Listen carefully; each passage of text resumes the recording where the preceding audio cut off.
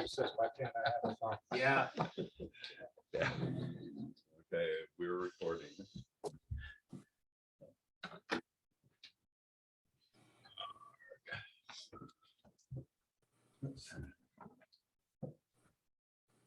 Morning, Gary. Good morning.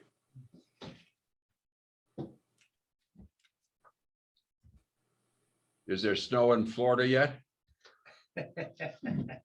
I sure hope not. There's none in Colorado either. That's what I hear. Yeah, 70 degrees yesterday on the golf course. 73, actually. If it stayed like that, I wouldn't have needed to go to Florida.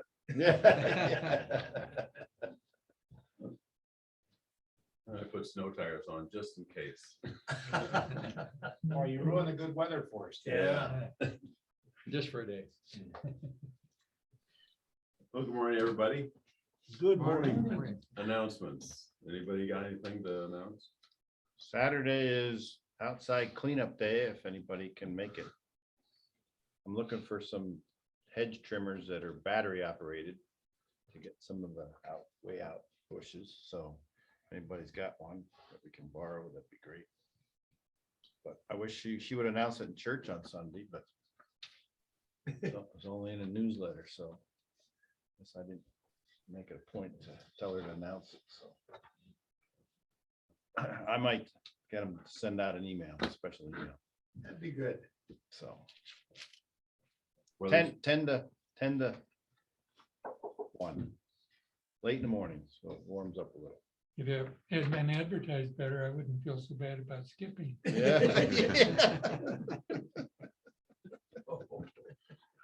Well, you know, if it doesn't get done, it doesn't get done. That's how I feel Yeah. anymore. You have an opening? for Sure. I found a couple of these on Facebook.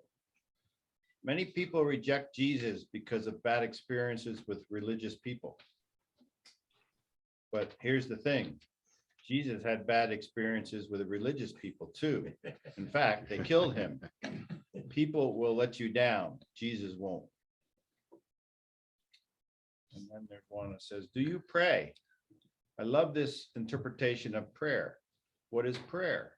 Prayer doesn't just happen when we kneel or put our hands together and focus and expect things from God. Thinking positive and wishing good for others is a prayer. When you hug a friend, it's a prayer. When you cook something to nourish family and friends, it's a prayer. When we send off our near and dear ones and say, drive safely or be safe, that's a prayer. When you are helping someone in need by giving your time and energy, you are praying. When you forgive someone by your heart, that is a prayer. Prayer is a vibration, a feeling, a thought. Prayer is the voice of love, friendship, genuine relationships. Prayer is an expression of your silent being. Keep praying always. And then this is from the Dalai Lama.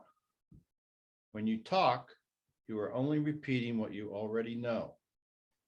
But if you listen, you may learn something new.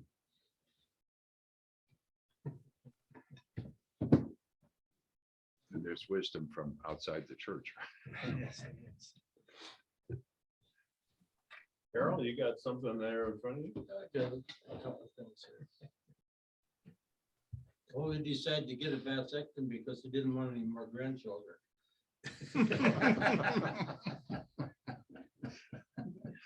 Although he was commenting on the way the world is today, it's really something. The very thing, young things go around with fancy hairdos and skin tight pants. And the women are even worse. Oh, he got a tattoo on his stomach reading mom. And his friends asked why it was done in the stomach rather than on his chest. So he explained, well, there's more room on my stomach, and besides, I got the O free.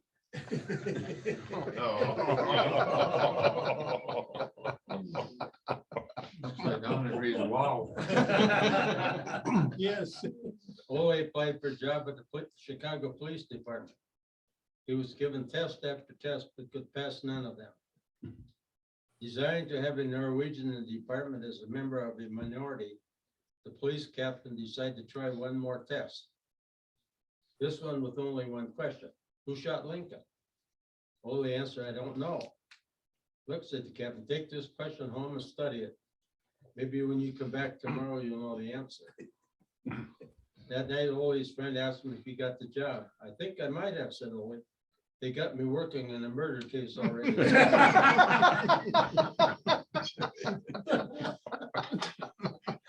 I got one more. Ole was an incurable optimist. No matter what horrible event people would tell him about, he would invariably say, well, it could have been worse. One day, two of his cronies told Ole about the terrible tragedy where Bjorn Olsen was killed by Olaf Hergermo after Bjorn had been fooling around Hergermo's wife. Well, said Ole in his usual manner, it could have been worse. Worse? How could it have been worse? Asked the guy. Well, said Ole, if it had been the night before, it would have been me.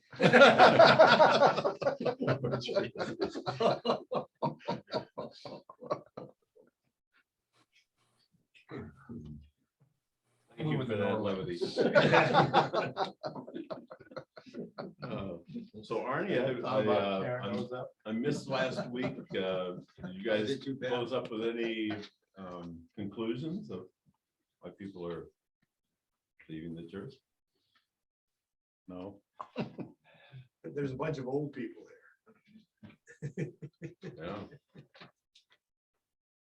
Okay. Yeah, I don't think we really concluded much of anything. It's No, it's just a good discussion. It's not an open and shut case. No. Yeah. it's not over certain kids, right? Yeah. I think young people have a lot more options today than we had. They've got a lot more sources of information and authority, quote unquote,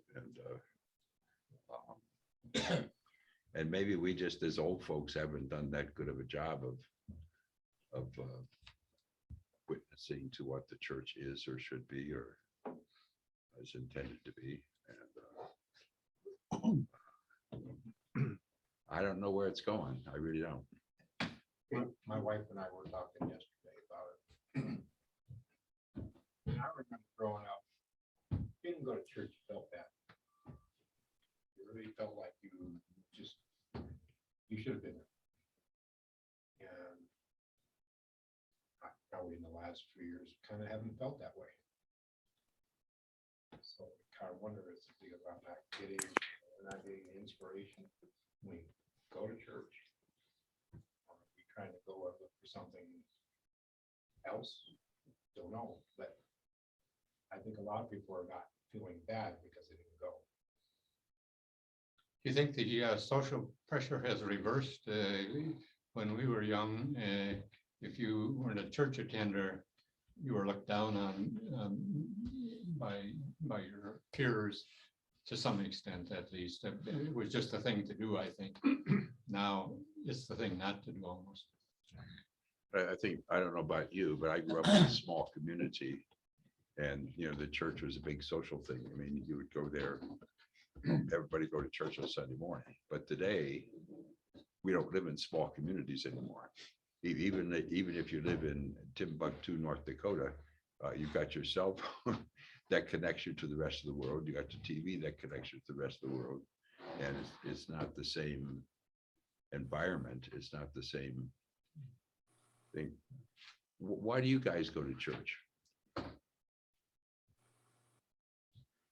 Boy, that got silent. There's a spiritual thing in what happens when you're in a group of believers.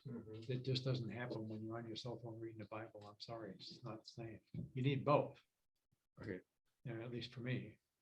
And it's the community of believers that support each other spiritually, not just the fact that, oh yeah, we're all together here. That feels pretty good. But there's something spiritual that happens in the heart when you gather together and you're worshiping the one true God. And it's an individual thing and a group thing all at the same time for me.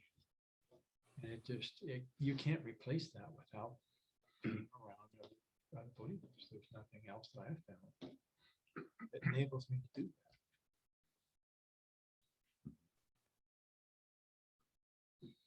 that. Yeah, you can get the message a message on TV or YouTube, on all the different ways.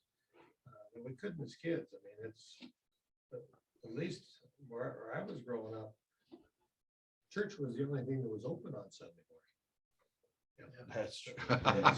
The restaurants weren't open. There were no the stores- Starbucks. There was not, the stores opened after church. There was breakfast after worship. Yeah. So that's just in one generation. Mm. Just that change. You talk about options. Yeah. The option was to stay home, and last time I checked with my father about that didn't work out.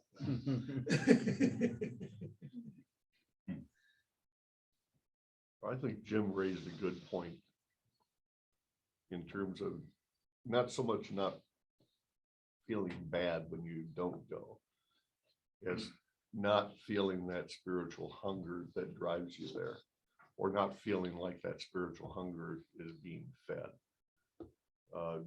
Before I came here, my sister had been in a conversation with me from back in Iowa. And she just flat out said, she said, why aren't you looking for a new church? You're spiritually hungry. And she could see that from 600 miles away. Real honestly, I'm spiritually hungry. I'm not being fed here.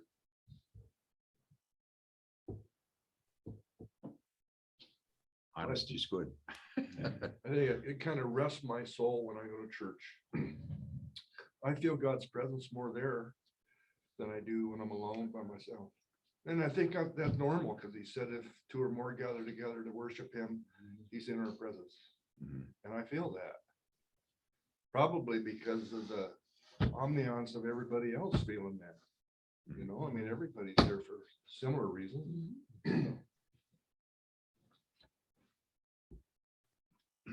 Personal get together of the community.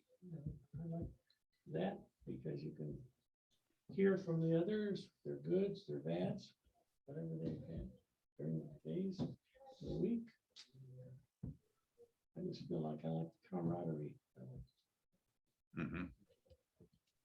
The community aspect, yeah, Yes. brothers.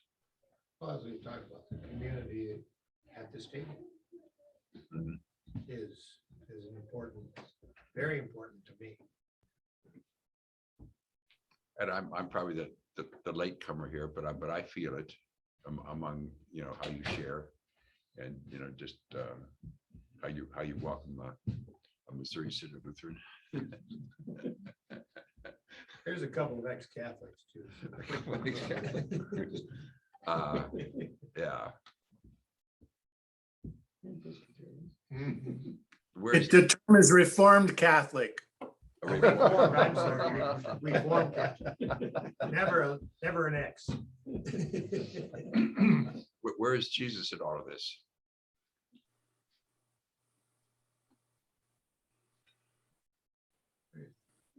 He's in how we act. He's in what? He's in how we deal with each other. He's in the teaching that we all grew up with. Whether it's the prayer at the table or the discussion at this table. I think he's in a handshake. Mhm. I feel that. He's in an email sometimes. And an email response. I've heard he's even been seen in Florida. Gee. Glimpses. Okay, the question then is, what do you need that you are not getting?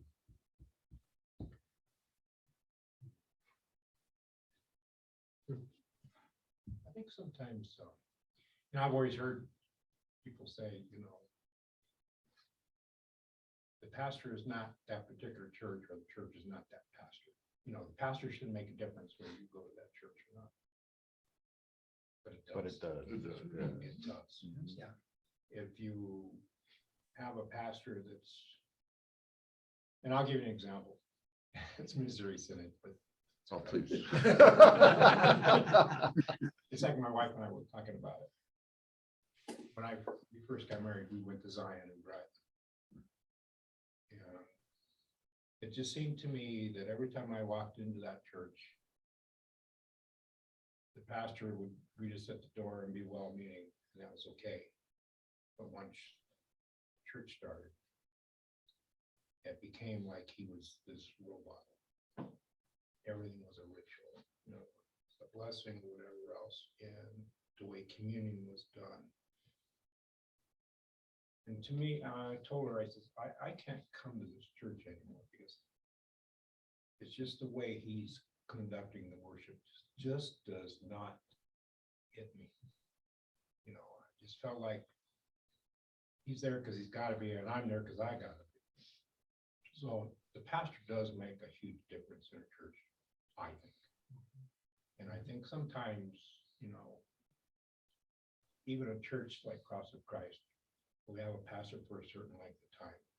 And then that length of time extends and extends and extends. And I think we all kind of get used to it. Change is good.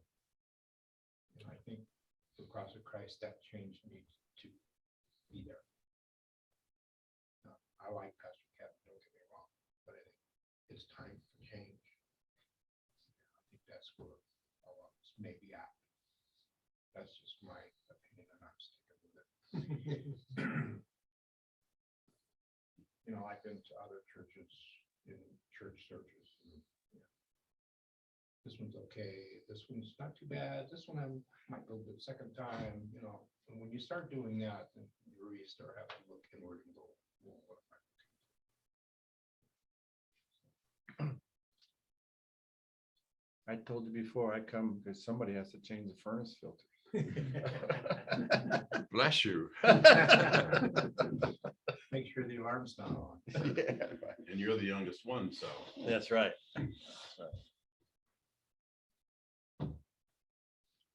And replace the light balance and the plumbing. Well, I used to do that. The law. Yeah. John, I used to do that. Jim was my ballast guy. Delegated, huh? I'm working on getting rid of all of them, so. That's my hope. Just following up on what Jim said, what would attract me to a church is it is not the roteness and not the rituals coming out of the Missouri Synod. I've seen enough of that. Yeah, I think I mentioned a couple of that last time before. Allie's sermon about her struggle with the man in the parking lot. She didn't want to help him. She came in, she thought about it, she went out, found, and she went back out. I liked, I may sound like I know it all, but I don't. I struggle with my faith, and I've gone through a lot of struggles, along the way. Even being raised in North Carolina, I was a very prejudiced kid. And then at the end of the seminary, the last year in the seminary, we were interviewed about where we would like to be placed, because we were placed to our first assignment. I told them I would go anywhere. On the week of Bloody Sunday in Selma, Alabama, I opened up my assignment and found I was going to an African-American parish in Mobile, Alabama.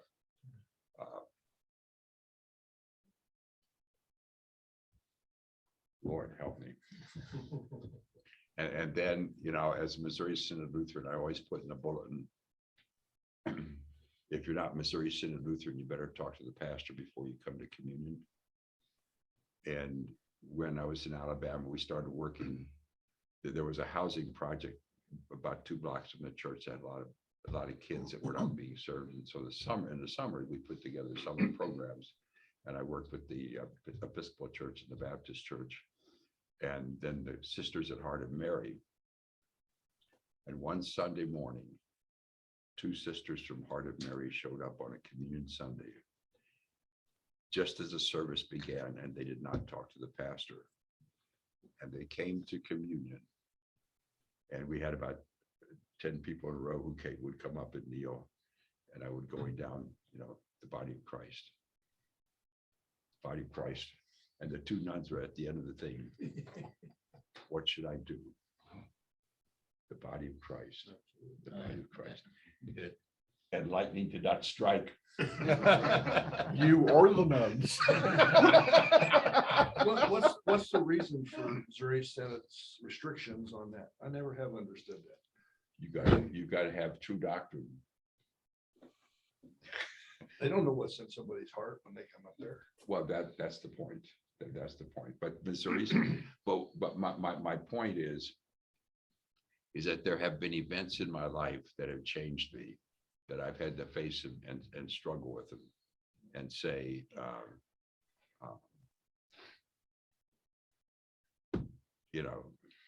God is at work here. And the rest of the story about the two nuns, this was back in about 1968. About 7 years ago, I was in Jerusalem. I was leading I led peace and justice groups over there for Friends of Seville. And I was walking to the Gloria Hotel where we were staying, and one of my group members said, there's a bunch of ladies here who want to talk, who want to find out what Friends of Seville is all about. Would you talk to them? I said, okay. And I said, who are you? And they said, well, we're 5 nuns on a spiritual retreat for 2 weeks in the Holy Land. They said, who are you? And I said, well, I'm a retired Lutheran pastor. I serve parishes in Colorado and Alabama. This one nun sits up. Alabama, where in Alabama? I said, Mobile. Where in Mobile? Tolmanville. That's the African American community. And you could just hear the gears going. Lutheran, Alabama, Tolmanville, Faith Lutheran Church. It was one of the two nuns. What was it? No, yeah. It was one of the two nuns who came to communion. It was Sister Rosemary who came to communion that Sunday. I had not seen her for, 25 years. I didn't really recognize, she didn't recognize, but so watch out what you do. It's going to catch up with you. But It's a small world. Anyway, all of and then even stepping out of the Missouri Synod, and saying finally, look. So for me, the faith journey is a journey of struggle. There have been times when God and I've had arguments. Okay, and God usually won, but I think that's in terms of a community of faith. Some sign that it's not just memorizing passages and doing the rote thing, but it is that people are going through their struggle with their faith and their walk with Christ, and that maybe we don't have the answers. So what we do is we walk in the darkness together, knowing that Jesus is walking with us through that time. I love that analogy, walking in the darkness together. Yeah. Instead of by yourself. You Yeah. feel like yourself, but Yeah. you're not. Yeah. I love that because everybody walks through darkness a lot, Yeah. whether it's, something at home, something at work, something internal. It keeps coming. It doesn't let up no matter how old you are. It keeps coming. In fact, it probably keeps coming more when we're old in various ways. And that's a much overlooked, I think, attitude. Mhm. That, yeah, we don't have all the answers. That's why we're here. We're not perfect. We don't have the answers. And I sure don't. I need this place. I need church. I need God. I need something in my life besides myself, because left to my own devices, things don't go well. So if I don't have all the answers, that's okay. You said you weren't struck by lightning by serving communion to a nun, which was kind of breaking tradition. But if that was what was in your heart, that's God working through you. And that's what I need in my life, is God to work through me. And if I'm not in a good place, I don't know if that can happen. I think it really does, and I just don't know it. But I need people walking through darkness with me, and knowing that they're in the darkness too. I'm not alone in this. That's key. I mean, that really hit home. Gene, I think we're ready for your opening. All right. My mistake. I'm still 4 hours away. Give him a week off and As I've done in the past, Jesus calling. Laurel's my daily go-to. And this is references Psalm 89 and John 16. But I thought it was appropriate for this young dynamic group that we're all members of here. Approach problems with a light touch. At least it speaks to me.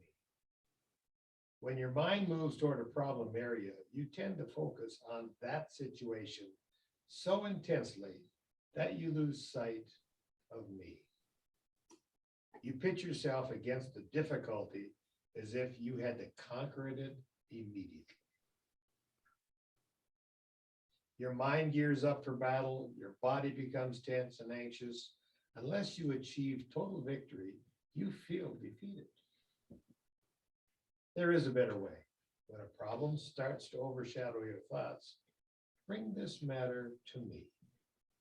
Talk with me about it and look at it in the light of my presence. This puts much needed space between you and your concern, enabling you to see from my perspective. You will be surprised at the results. Sometimes you may even laugh at yourself for being so serious about something so insignificant. You will always face trouble in this life, but more importantly, you will always have me with you, helping you to handle whatever you encounter. Approach problems with a light touch by viewing them in my revealing light. I like that. Pray. Lord Jesus, guide us in those words. Remind us that we are not the fixer of all things, but we live in you and you through us. Help us keep that in front of us. Amen. Thank you. That's good. Thanks for showing up and doing the coffee. and good donuts too. And yes, I made those myself. Okay. Your last name is Christmas Duncan. Yeah. He's Duncan.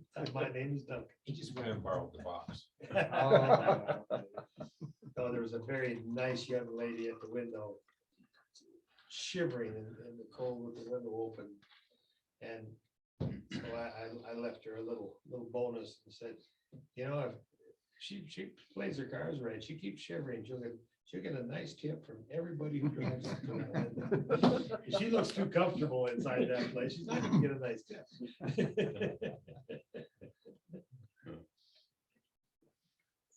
Well, Psalm 1, we were kind of talking about what brings you happiness. I think that's an interesting set of questions you pose for us. We're just talking a bit about happiness being here. What else brings you happiness in life? Standing in a tree, looking for a deer on the ground. Okay. Okay. I think slowing down enough to, say it's okay to sit here and watch the clouds pass by for a little while. Now that, gazillion things on the to-do list.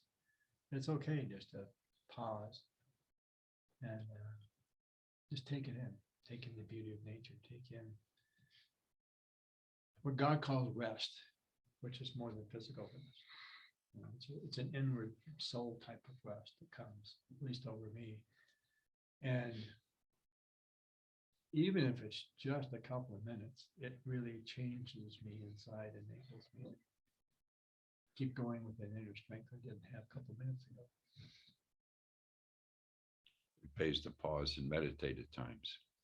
Yeah. And just to, even when you're retired, you kind of zoom through life like you're going down the interstate highway. And sometimes you just got to pull over into a parking place and sit and say, Lord, what is all of this about? And take that time to refresh. And that's, I think, is Psalm 1. Blessed is the man who does not walk in the counsel of the wicked, or stand in the way of sinners, or sit in the seat of mockers. But his delight is in the law of the Lord, and on his law he meditates day and night.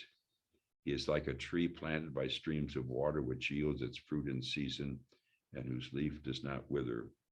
Whatever he does prospers. Not so the wicked, they are like the chaff that the wind blows away. Therefore the wicked will not stand in the judgment, nor sinners in the assembly of the righteous. For the Lord watches the way of the righteous, but the way of the wicked will perish. And there in verse 2 is that word meditate. That his delight is in the law of the Lord, and on his law he meditates day and night. He's like a tree planted by the streams of water.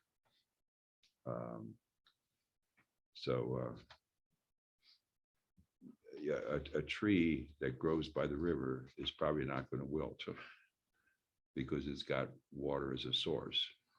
And I think that's the point here. If we keep watering our souls with God's word, with grace, then our lives won't wither either. We may go through storms, and we all do go through storms, but yet we will still yield that fruit in the due season. And I think, go ahead. And to be able to do that, you have to pay attention to what's going on around you. Example, I got a tree by my pond, a little one that died years ago, and I kept it, and the bottom started sprouting out again. And just the other day, I noticed the thing is dying again. It's because it's not getting water. I noticed that it's lacking water because the lawn sprinklers aren't going on anymore, and because of all this dry weather. I don't think I'm going to save it. I think it's past, but I've been deep rooting my trees last week in this weather because they say you need to do it because it's so dry. But yeah, if you don't pay attention to what's going on around you, you can miss. And if you don't keep deep rooting your soul with the water, Right.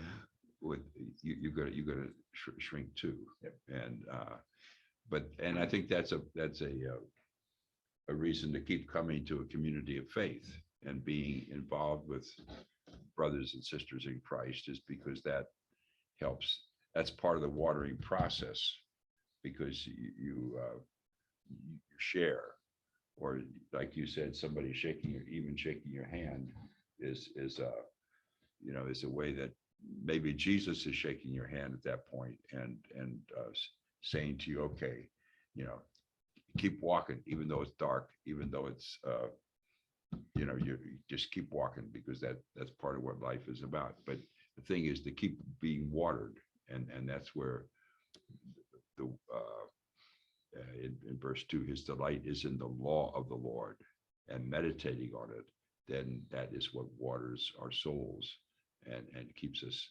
strengthened.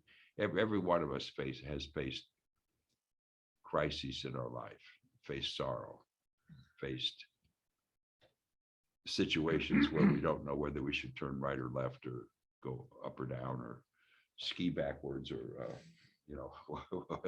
whatever. And we know what the darkness is, but the point here is, if we keep watering the soul, if we keep watering our spirits, we're still going to be able to produce the fruit in season, and it's going to help us. And he says, blessed is the person who does not walk in the counsel of the wicked. The person is not the king, not the rich, not the scholar, but it's the average person. does not walk in the way of the counsel, that's behavior, or stand in the way of sinners, that's sitting there thinking, or sit in the seat of mockers, that's belonging. Behavior, thinking, and belonging, we can get messed up. But if we keep watering the soul and watering our spiritual life, then we will yield the fruit in its season. That word meditate that you mentioned earlier is what really struck me in this psalm. It kind of came together Sunday at the church I was at, because the pastor was emphasizing we all need a quiet time that we can meditate. And I'd also been reading Exodus thoroughly, and they kept referring to the Sabbath and how much we need the Sabbath. That ability to step back and have that quiet time where you can actually hear God's soft voice speaking to you is so important. And if we don't make the time for that, if we don't step back from the world, we don't notice the trees which wilted. We don't notice some of the other things. We don't notice God's will in our lives. And we really need to have that quiet and meditative time. And what was the interim pastor we had here, the lady, but she would have moments of silence. And those moments of silence weren't just, a moment. They were quite lengthy and they were meaningful to me. Here we have the service, at the end of the service, time for a reflection. I don't even have time to think about the reflection and it's over with, I think there ought to be longer periods of this silence, meditation, reflection. She did a class on that. Did she? Yeah. Sounds like Good Deb. power. Deb Enquist. Debbie. Yeah. I was just, What was her name? Deb Enquist. Enquist. Yeah, yeah. trying to look her up. Yeah, I agree with that. For me, I know I tend to run silent, run deep kind of a thing. It's just my personality. So for me, I need a whole lot more Yeah. time in that because Yeah. I don't compute that fast. There could be a period where it's too long, but Yeah, oh, yeah. it would need a Gotta little be a more, I happy think, medium in than. there, yeah. Mhm. Seems Yeah. rushed to me. It's like you said, barely time to Yeah. even think about meditating and so. And that time might be different for everybody too. And it's important that each day we find that time in our lives, whether it's when we first get up, whether it's when we go to bed, or whether it's when we're having our morning coffee, whether it's when we're walking the dog. Walking is a good time to meditate. I enjoy walking. I try to get my 10,000 steps in each day. And for me, it's a time of prayer. It's enjoying nature, looking around, breathing deeply, thinking about, usually maybe taking a Bible verse that I knew and thinking about it, but also it's a time of prayer for me where I raise up the concerns about my family and Thanksgiving and any kind of concerns that I have. And so it becomes a time of meditation for me, and I'm kind of by myself, so I don't have to fight with the cats and the dogs, the other things. But I think that's important again, and I think that's what I'm hearing from you guys is that that this is something that's very helpful in your lives, that you sit aside and even doing it in church, like you said, Leroy, is when you finish the sermon and all of a sudden you start singing a hymn or doing something else, you don't have time to really think about, okay, what was said that I grasp onto and hold on to, and that becomes important as well. And so yeah, meditation is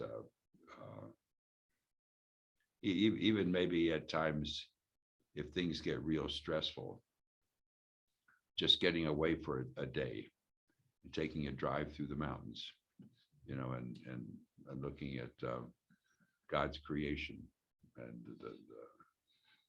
the beauty of the trees, That's one thing that this fall was a little bit longer, I think. But it was a time to really enjoy the beauty of the trees. You know, the various colors in that. And to me, that's relaxing, that's refreshing, that's kind of restores my soul when I see the beauty of creation that way. It's just, it's a reflection of what God is doing, you know, through nature. And it's a way of. Right across the street, Metzger Farm is a good place to walk and meditate too. And we do that quite often. Yeah. We live close. Oh, yeah, we're right across the street. Right Yeah, across the yeah, street.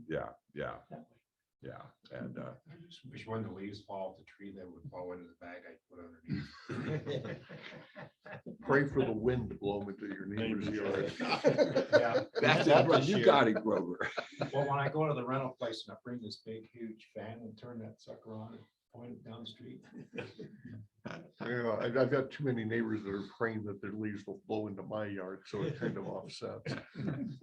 Yeah, we see a lot of these trash bags out there. A friend of mine, you always call them Colorado wind socks. Well, we have an HOA that picks up the leaves, so I'm pretty good in that. You two guys out there on each side blowing the leaves towards each other. I don't mind the leaves, it's everybody's bark because of my yard. Yeah. The first verse is one that I think is most important for me. Happy are those. You know, Where does happiness come from? a lot of different places. There's an external and there's an internal for me. You know, the external part could be the nature walk, could be the hearing young children laugh and giggle, you know. The internal is what it impacts. But I find it an interesting first verse. Who do not follow the advice of the wicked, the liquid, you know, right? Or take the path of sinners dread or sit in the seats of scoffers. You know, there's plenty of that. I mean, good Lord, they turn on the news and there's, you know, kids are shooting at each other now. It's just, if you just listen to that and don't, that is not bring happiness to me. That's got to bring a lot of sadness to the families and to the police officers that are trying to deal with that. So. And the community is trying to do it, you know, they've taken a active role in that down there. So that's the alternative. That's the opposite. Doesn't make me happy. I think that's the key, is that we live in the midst of chaos. No, I mean, you know, anytime you open up the paper or turn on the news or open up a magazine, all you read about is the chaos that's going on in the world. You know, whether it's everything from wars to climate change to, you know, everything that's going on in our country, politics or whatever. So in the midst of chaos, where do you stand?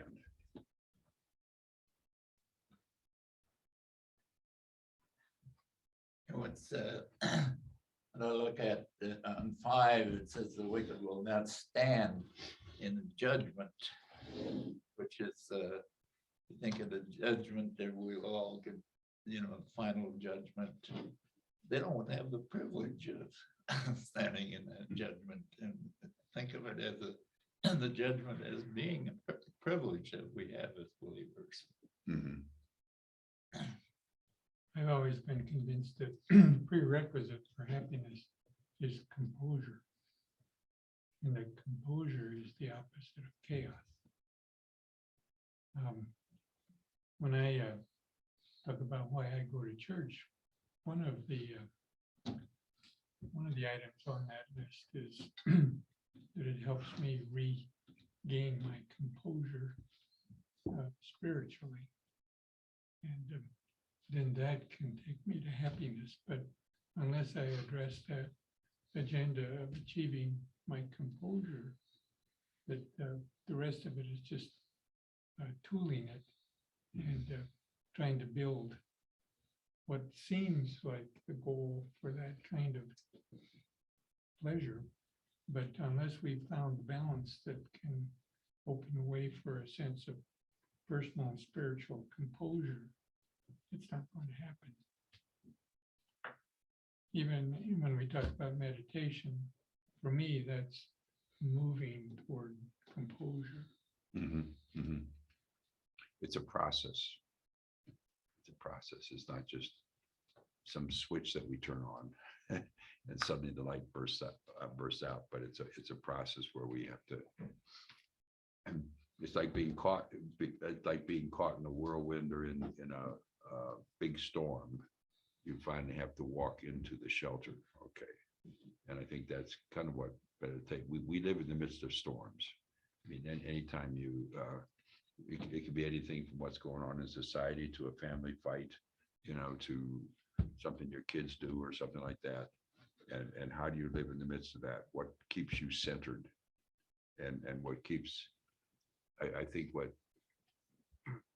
keeps me centered is knowing that Jesus is my brother and that, you know, I've got a place to hang on to in the midst of all this storm. And I think that's what meditation does for me. It helps center me and say, it's not what's going on out there that is important to me. It's what Jesus is, he is for me now, and that he is walking with me, that I'm walking through the darkness, but I'm not walking alone. And that to me is a powerful image too. You know, is that there's a lot of darkness around. There's a lot of darkness around.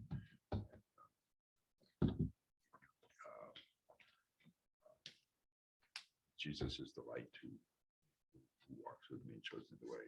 But I think that's One of the things I used to do as a police officer, and I did it later in my career, but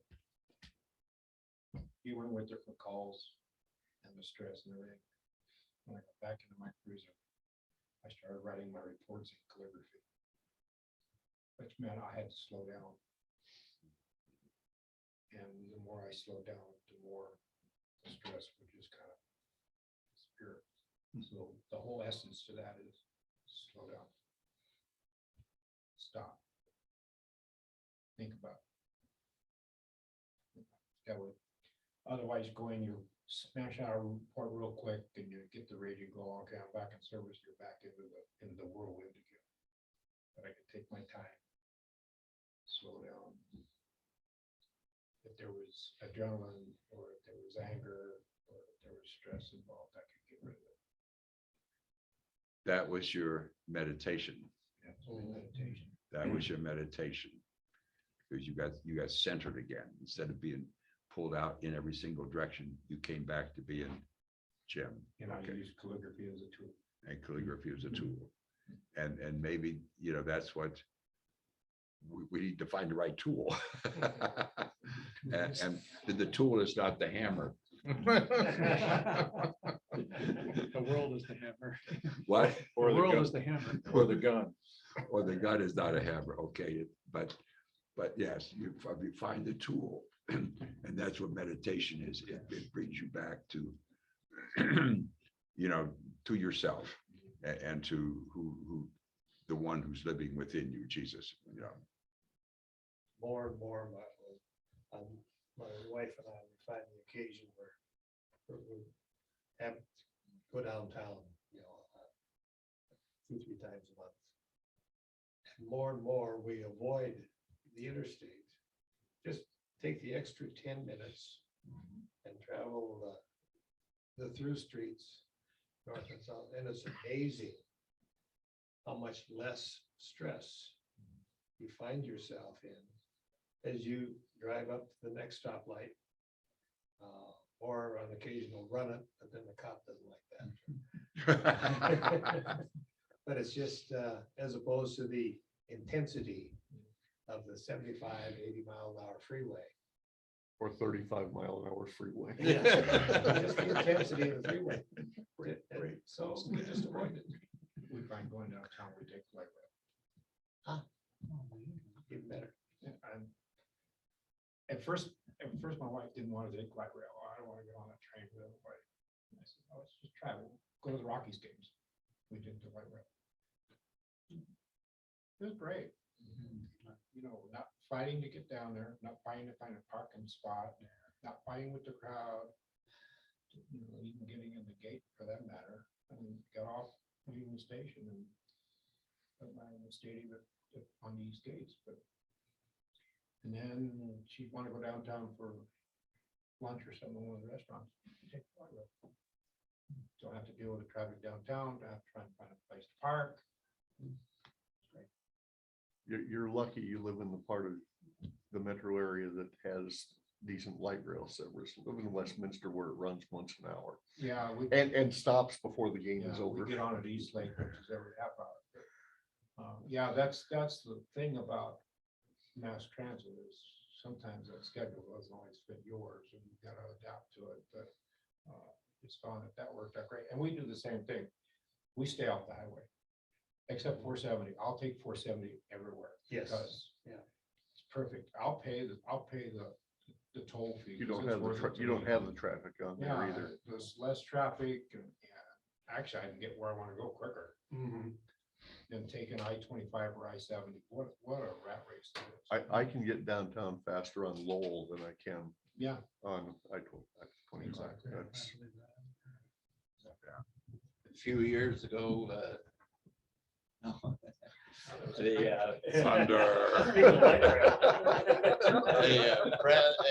a friend of mine, boyhood friend, our families grew up together, him and I grew up together, went to school together.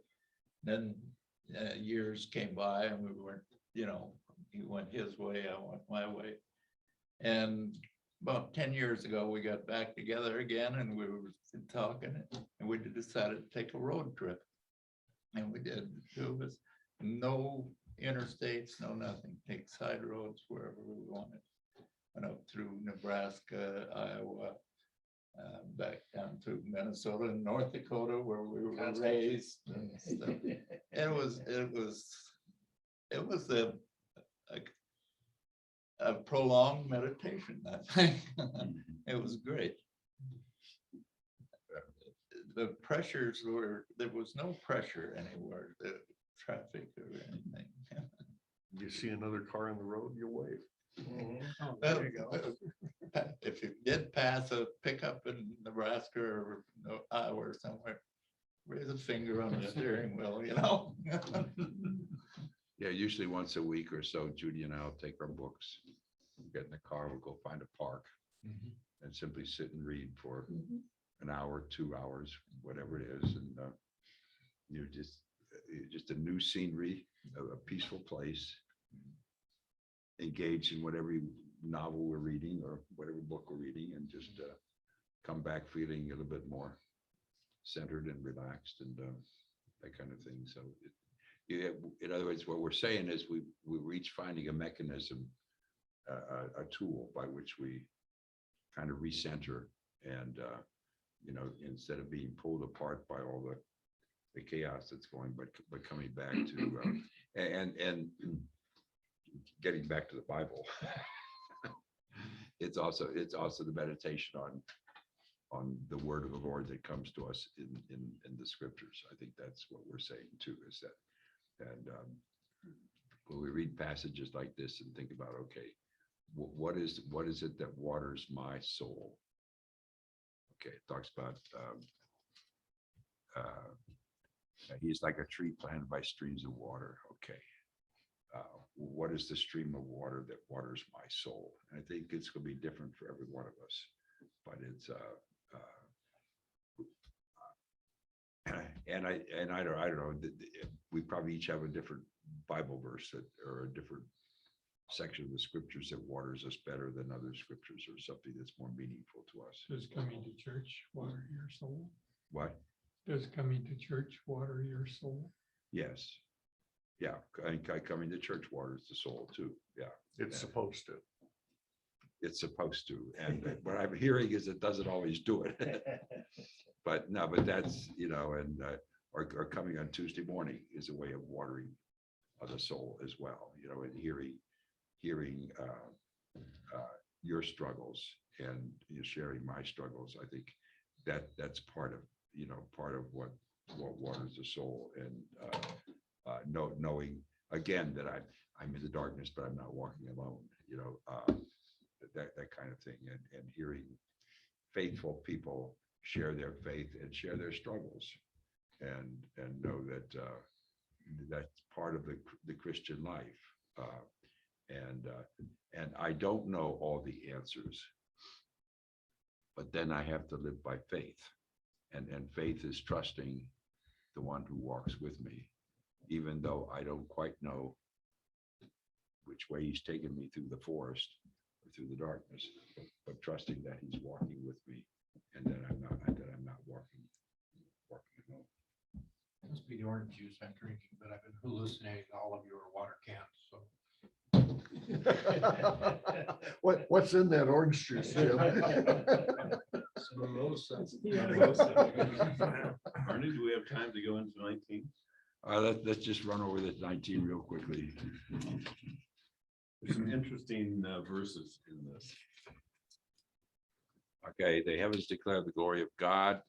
The skies proclaim the work of his hands. Day after day, they pour forth speech. Night after night, they display knowledge.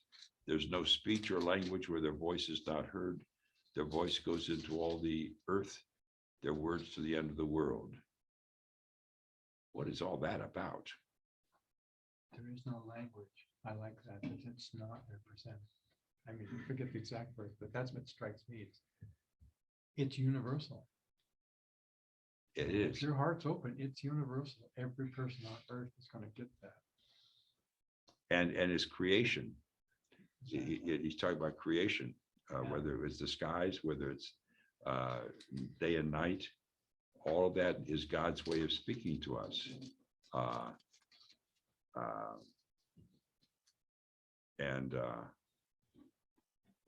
As we look about the creation is something that praises God, and it becomes a vehicle of revelation, saying, okay, the skies proclaim the work of his hands. You look forth at creation, you look forward at all you farmers from North Dakota. The corn came up each spring, right? Or the wheat came up each spring. Okay, and the apples came off the tree, and that kind of thing. That's part of God's creation, and that's part of how creation is an instrument of praise, and that's creation speaking the language of God. God is saying, I'm caring for you. I make the corn grow, I make the wheat grow, I make the apples fall off the tree. That's creation is the hand of God showing his care for us. We kind of screw it up at times.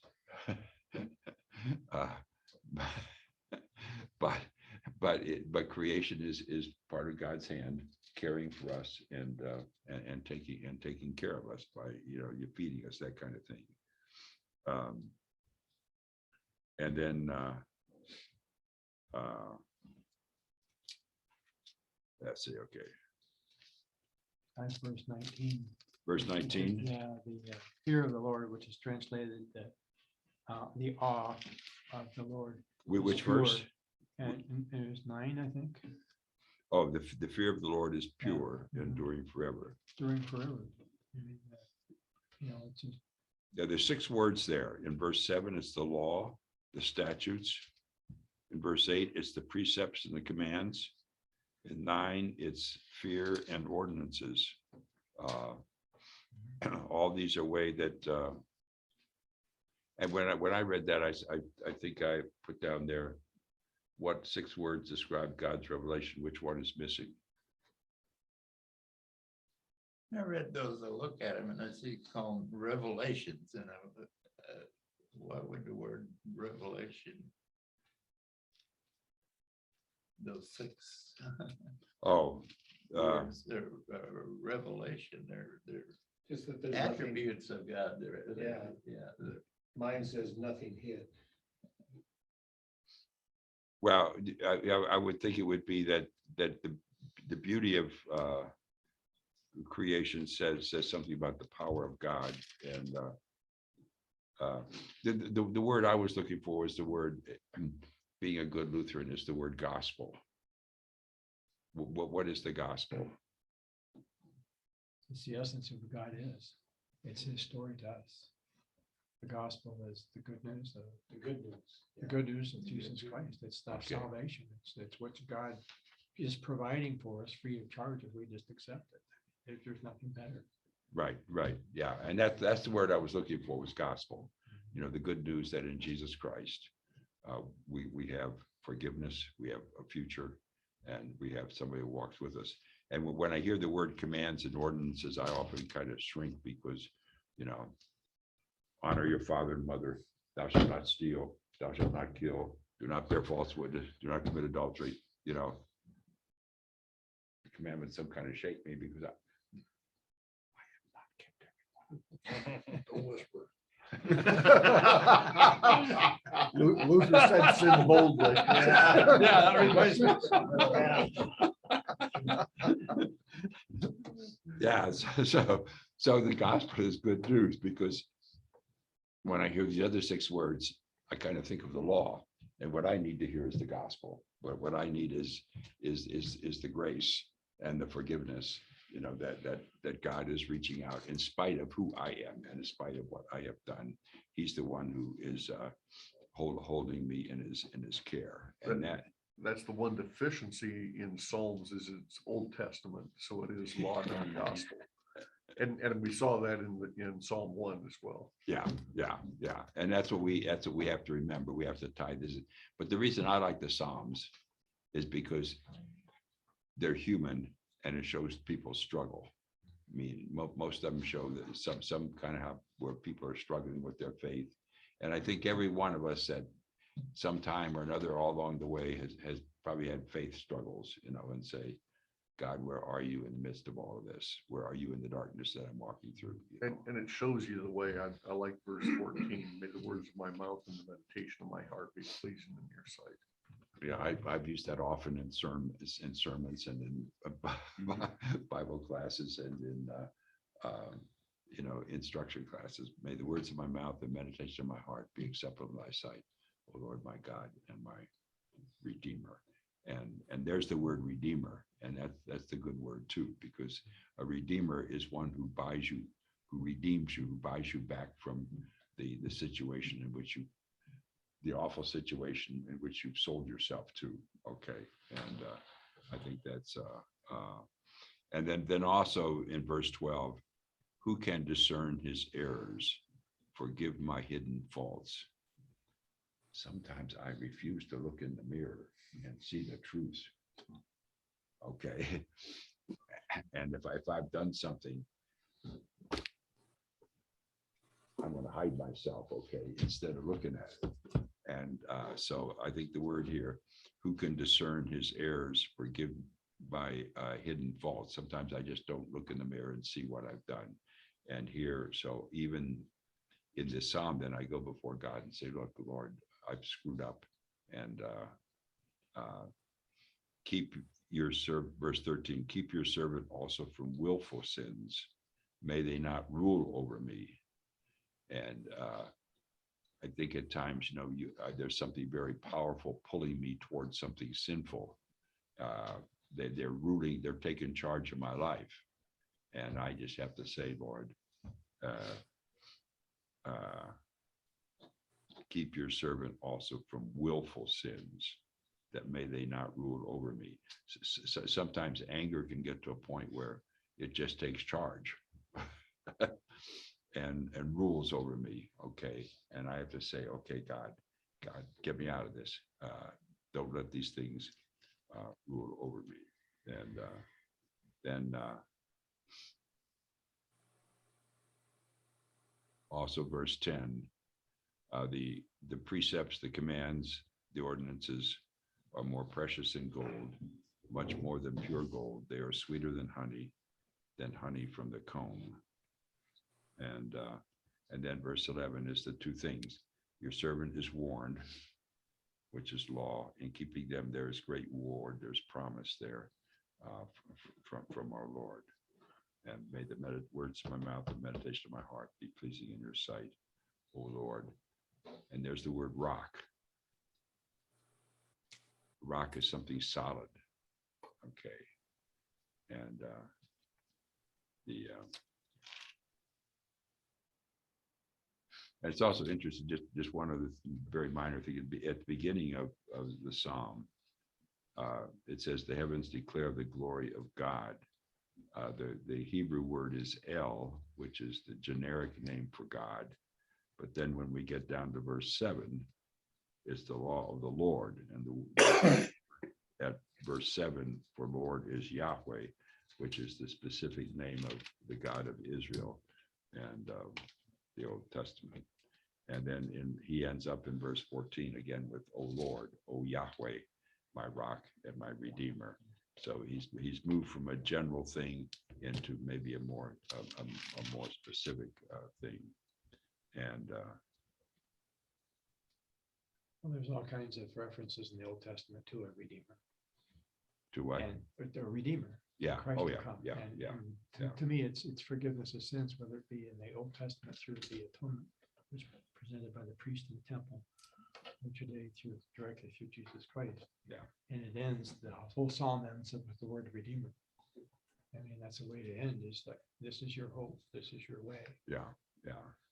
And without that hope and without that way, we go astray. How's that for poetry? Amen. There you go. We got time yet? Or are we over, Bob? I think we're. Okay. Time to call it. Okay. Thank you, Arnie. Thank you, everybody.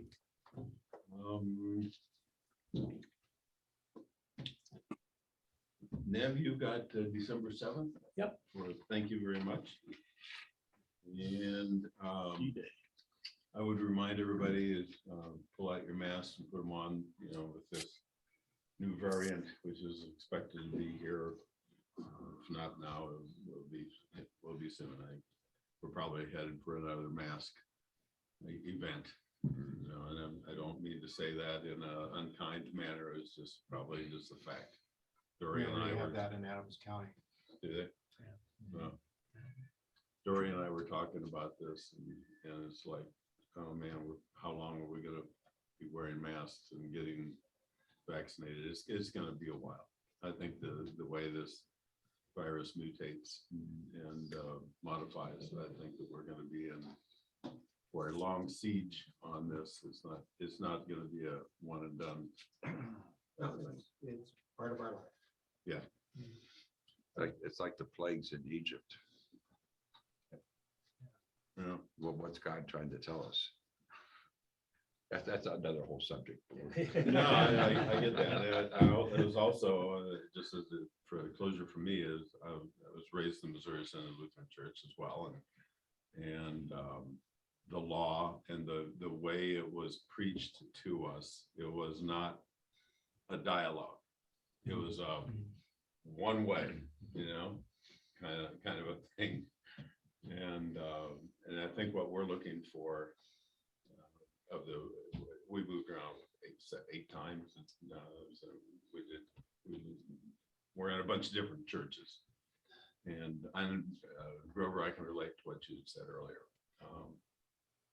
There are some pastors that just really hit you and you were able to relate with, and there are some that aren't. They just they don't have quite the skill.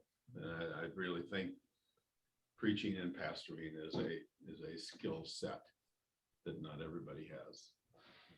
So may you find the peace and what you're looking for. And I think we're all looking for something. But end of sermon. Right. So next week we still in Psalms. Yes, Okay. they'd be there for quite a while. There are 150 There's of them. 150. Okay, well, we'll continue to look for happiness. Okay. But before we close with Jean leading us in the Lord's Prayer, let's go around the table. What are you thankful for? And Gary, if you're still there, you are. I'm gonna go ahead and start with you. What are you thankful for? And even though it's a week past Thanksgiving. I got a job. Hey, I got a contract to work for an oil pipeline company, 100% remote, and they're paying me an outrageous sum of money, and it looks like it's going to go well into next year. So I'm thankful for that because it gives me some breathing room with prices going up and so forth with inflation. So thankful for that, thankful for my family, and thankful for this group. outstanding, congratulations. What about you, Dennis? I'm thankful for being available to help with one of my granddaughters who's here by herself. Her parents went to Texas. She didn't want to go. She's 20 years old. She doesn't know what she wants to do in her life. And I'm hoping that maybe I can help set her on a course. You know, they want her to go to Texas. She don't want to go to Texas. She don't know what she wants to do. It's pretty tough. It's tough on teenagers and young adults, you know. I know.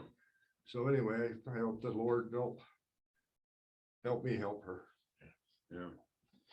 Marty? Thankful for my family and the grandkids and being close to them. I was raised 2,000 miles from all four of my grandparents. Well, one of my grandparents died before I was born even, but I never knew them. And so I am grateful that I get to know my grandkids and they get to know me in that sense. And they're a lot of fun. They try to keep me young. So I'm grateful for that. Yeah.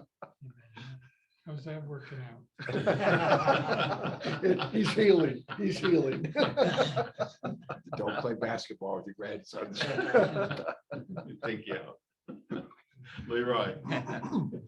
I'm especially thankful that we got to spend time with my son when he was here, recuperating from his broken heel. It is doing well, and he called me yesterday. He's back on the job, which is again puts him all over. I think he was in Prescott, Arizona, or someplace where he just travels all over. I'm thankful for where I live now near the park, Cottonwood Park, and I'm able to walk there with my dog, and the school that is down at the end, the elementary school. As I walk, watching all the children enjoying life as they run and just enjoying life. It just warms my heart to watch those children go all the time. I thank you, Lord, for this. In Jesus' name, thank you. I'm thankful for family and friends, and especially this group.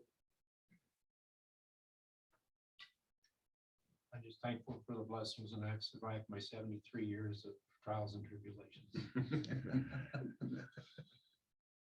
I'm thankful for two gatherings of family this past week, Thanksgiving, and then the more serious one was the lefse making that took place for 5 hours on Sunday afternoon. So How many dozen did you make? we made 20 pounds of Oofta. potatoes. Potato lefse. Yeah. Leftovers for a long time. Oh, well, no, it got spread among several families. That's what they call a real flower fest. Yes, it was. I'm thankful for this group. I'm also thankful for my children that are located in different states and that they're happy with their jobs and what they're doing. Happy for our grandchildren, 2 of them in Colorado here. And I'm happy to be old.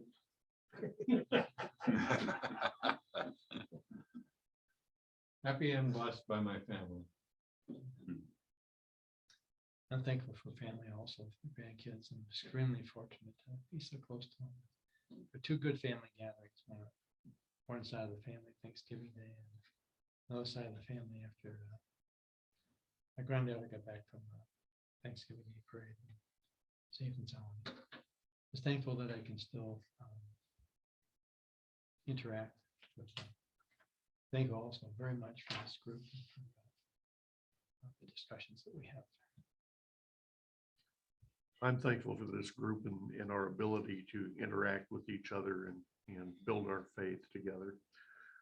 Also particularly thankful for confirmation of what I have thought, that my health was good. My primary care said he's amazed at how much better my cholesterol is and how much better my kidney function has become over the last 6 months. So thanks be to God. I forgot to mention this last week, but thankful that Ed got out of rehab, was home. I know some of you saw him in church this past Sunday, the Sunday before. Thankful for him to recover and hopefully get back to this group. And I'm also thankful for this nice weather that I could get all my Christmas lights up in warmth. Dear Lord, we want to thank you for all of the healthcare practitioners that we sometimes take for granted and sometimes kick in the butt. Keep them strong and keep them supported through all these confusing times when it comes to health and health promotion. And I'm thankful for my family. We were able to travel, all 10 of us, 4 grandkids, both sons and daughters-in-law, and we were able to travel and nobody got sick, which was a first of getting everybody together. And I had, we were fortunate to get a Thanksgiving dinner reservation for all 10 of us. And the server had a real interesting name. Her first name was Rain, R-A-I-N, Rain. And we had done the same thing around the table. I said, okay, what are you kids all thankful for? And she was off to the side. She said, you're the only table of the 7 or 8 that she had waited on that did that. And she said, it reminded me of what my grandfather did for me. And so I thought that was appropriate for us to give thanks as well. So Her last name wasn't Storm. or Hale. Interesting thing. But anyway, would you please lead us in closing in the Lord's Prayer? Our Father, who art in heaven, hallowed be thy name. Thy kingdom come, thy will be done, on earth as it is in heaven. Give us this day our daily bread, and forgive us our trespasses, as we forgive those who trespass against us. And lead us not into temptation, but deliver us from evil. For thine is the kingdom, and the power, and the glory, forever and ever. Amen. Go in Thank you all. peace of the Lord. Thanks be to God. Gary, take care. Hey, thanks for doing the recording, Terry. I really appreciate it to Small town. or hear listening to your recordings of this group. I'll keep going. Thank you very much. Take care. Congratulations, man. Thanks. Talk to you soon. Thank you. You bet. You said. Yeah.